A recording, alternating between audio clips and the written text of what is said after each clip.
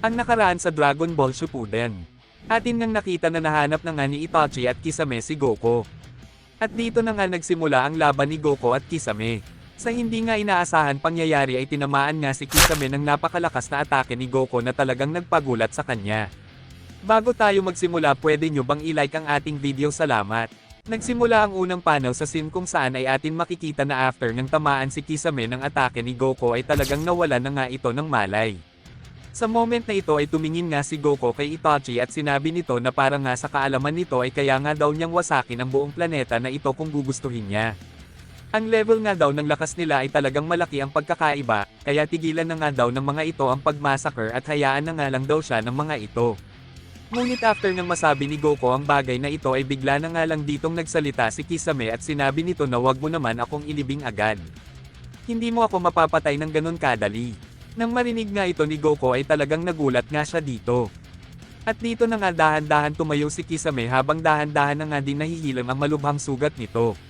Salita nga dito si Kisame at sinabi nito na Itachi, sinusubukan mo ba akong patayin?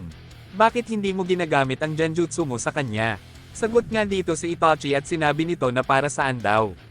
Sagot nga dito si Kisame at sinabi nito na parang nga daw siya ay manatiling buhay, alam kong malakas ka pero kung mamamatay ako dito ay mahihirapan kang makuha ang kota mo ngayon. Sagot nga dito si Itachi at sinabi nito na noong nga daw nakialam siya sa isang laban nito dati ay sinabi nga daw nito sa kanya na ayaw niya ng tulong.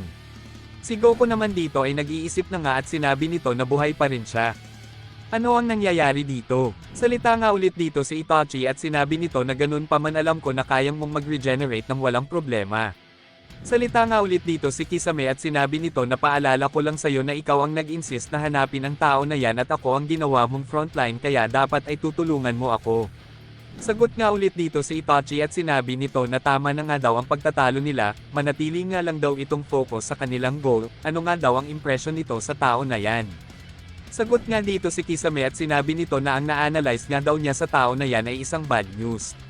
Dagdag pa nga dito ni Kisame na ang lalaking to ay may mas marami pang chakra kaysa sayo at sa akin kahit na pagsamahin pa natin ang ating chakra, pero sinasayang niya lang ito. Mukhang wala kasing nagturo sa kanya kung paano ito kontrolin. Ang katawan niya ay nabago dahil sa mga muscle niya. Sa tingin ko, taijutsu, ang specialty niya. Malamang may taglay siyang raw na lakas na lampas sa kaya nating maisip. Simple pero kapansin-pansin ang suot niya. Hindi siya nagtatangkang maging halata at hindi siya natatakot sa mga labanan. Salita naman dito si Itachi at sinabi nito na gamit nga daw ang bilis nito ay kaya na nga daw silang tapusin nito, maaring minamaliit niya lang tayo at ito ang inaalala ko. Masyado siyang kampante sa tagumpay at wala siyang pakialam kahit nagpapalitan na tayo ng information, talagang kumbinsido siya na kahit may malaman pa tayo sa kanya ay hindi pa rin siya matatalo.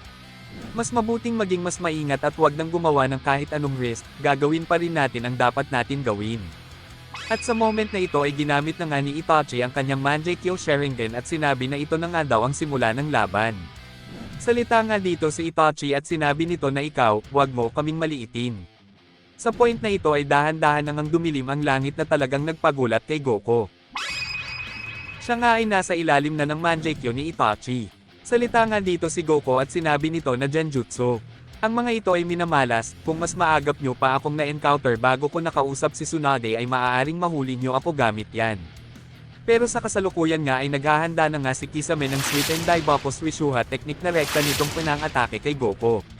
Si Goku naman sa mga oras na ito ay naghanda na nga para counterin ang technique ni Itachi. Salita nga ito at sinabi nito na tinuruan nga daw siya ni Tsunade kung paano i-counter ang genjutsu. Ngunit after nga ng ginawa niya ay nagulat na nga lang siya dahil nasa ilalim na siya ng tubig. Sinabi nga nito na nasa ilalim ako ng tubig. Paano ito nangyari? Ang genjutsu nga na yun ay isa lamang distraction, ang pinakalayunin talaga nila ay ang lunodin ako habang under ako ng genjutsu. Nakakamangha ito, nasa loob ako ng isang malaking water bubble. Habang nangyayari nga ito ay kasalukuyan naman nasa labas si Itachi at kasalukuyan nga nitong pinapanood ang laban. Balik naman ang scene dito kay Goku kung saan ay kasalukuyan na nga itong nag-struggle sa loob ng bubble water na ginawa ni Kisame. Sa point na ito ay may nagsalita nga mula sa likod ni Goku at sinabi na si Goku nga daw ay talagang interesting, sobrang madalang nga daw ang mga tao na kayang makawala sa genjutsu ni Itachi.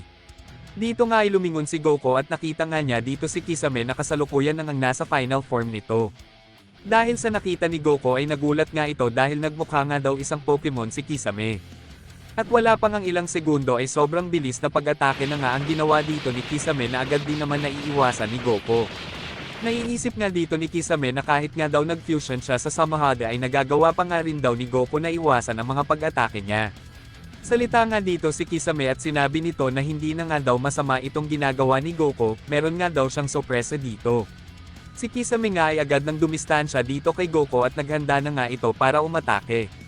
Salita nga ulit dito si Kisame at sinabi nito na gagamitin na nga daw niya ang lahat ng chakra na nanakaw niya kay Goku, at gagamitin nga daw niya ito sa isang pag-atake.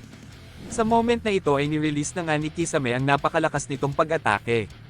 Nang makita nga ito ni Goku ay talagang nagulat nga siya dito at sinabi nito na masama nga daw ito, ang atake nga daw nito ay masyadong malakas kumpara sa dati nitong pag-atake. Pero kahit na ganun ay agad na nga ditong gumamit si Goku ng Wave Blast para masalag ang atake ni Kisame. Salita naman dito si Kisame at sinabi nito na expected na nga daw niya na magka-counter attack si Goku, pero ubos na nga daw ang swerte nito dahil ang jutsu nga daw na gagawin niya ay isang special. Every umaatake nga daw si Goku ay mas lalo nga daw siyang lumalakas, bagay wala nga daw ang Samahada ay magiging mahina lang ang atake na ito, pero ngayon nga daw ay nag-merge sila kaya sigurado na tapos na daw ang laban na ito. At sa point na ito ay rekta na nang tatama kay Goku ang napakalakas na atake ni Kisame. Si Goku naman dito ay talagang nag-struggle na sa napakalakas na atake ni Kisame. Salita nga dito si Goku at sinabi nito na ang atake nga daw nito ay sobrang lakas, pero kahit nga daw ganun ay may limitasyon pa rin nga daw ito. Sa point na ito ang atake nga dito ni Goku at Kisame ay nagresulta nga ng malakas na pagsabog. At ang giant bubble nga dito ni Kisame ay nawasak nga din dahil sa lakas ng pag-atake na ginawa ng dalawa. Si Itachi nga dito ay kasalukuyan pa nga rin nakatayo at nakita nga nito ang lahat ng mga nangyayari. Pero sa kabila nga ng lahat ng ito ay kasalukuyan pa nga rin nakatayo si Goku. Salita naman dito si Kisame at agad nga nitong sinabi kay Itachi na isa nga daw malaking problema ang isa na ito. Dahil ang chakra nga daw ng isa na yan ay parang walang limitasyon. Kahit nga daw ano ang gawin niya meron pa rin daw itong lakas. Kaya hindi nga daw sila mananalo sa isa na yan. Salita naman dito si Itachi at sinabi nito na na-analyze na nga daw niya ang paraan nito kung paano makipaglaban, magagawa nga daw nilang mahuli ang isa na yan. Salita naman dito si Kisame at sinabi nito na paano nga daw nito gagawin ang bagay na yon. Sagot nga lang dito ni Itachi na makikita nga daw nito.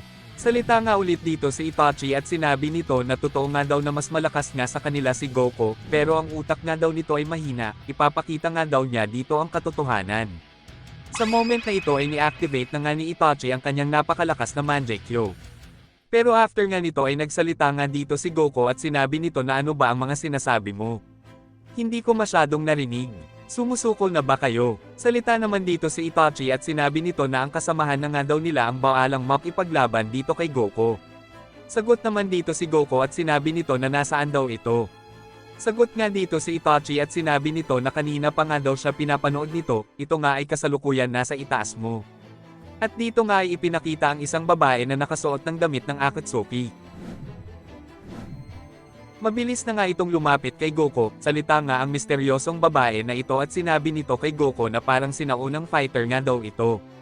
Dagdag pang ang sabi dito ng misteryosong babae kay Itachi na siya na nga daw ang bahala dito. Salita naman si Itachi at sinabi na sigurado daw ba ito na kaya nitong matalo ang isa na yan. Sagot nga dito ng misteryosong babae na oo naman daw. Si Goku naman ay nagtaka nga sa mga sinabi ng babae na ito at sinabi nito na kaya mo akong matalo. Sagot nga dito ang misteryosong babae at sinabi nito na hindi nga daw niya gusto ang jutsu, mas gusto nga daw niya ay ang old school na pakikipaglaban. Kung matalo man ako sa laban ay naging patas lang ang martial art fights. Sagot naman dito si Goku at sinabi nito na pumapayag ako.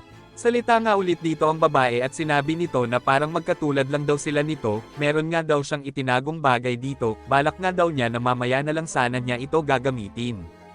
At sa point na ito ay inilabas na nga dito ng babae ang chocolate, sinabi pa nga nito na meron pa nga daw siyang 2 chocolate dito, bago nga daw sila magsimula sa isang matinding laban ay mas mabuti nga daw na mag-enjoy na muna sila na kumain ng pagkain na ito. Si Goku naman ay agad na nagustuhan ang idea na ito. Sabay nga silang kumain ng chocolate dito. After nga nilang maubos ang chocolate ay salita nga dito si Goku at sinabi nito na hindi pa nga daw niya na ipapakilala ang sarili nila sa isa't isa, maiba ako, ang pangalan ko nga pala ay Son Goku. Nagulat nga dito ang babae dahil Son Goku nga din ang pangalan niya. Dahil dito ay talagang nagulat nga ang dalawa.